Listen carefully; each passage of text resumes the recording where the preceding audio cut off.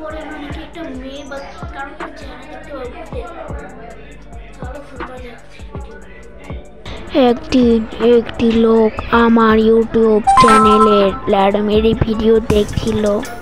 তখন তার ইচ্ছা হয় এই গেমটি ট্রাই করা। তারপর যা হয় তা দেখলে আপনিও ভয় পেয়ে যাবেন।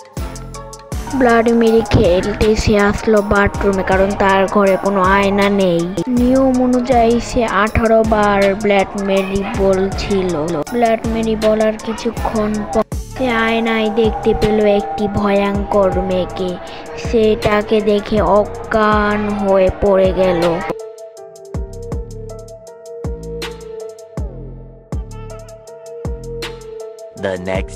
তারপরের দিন লোকজনেরা তার বাসায় যেয়ে দেখে আসলো সে মরে গেছে।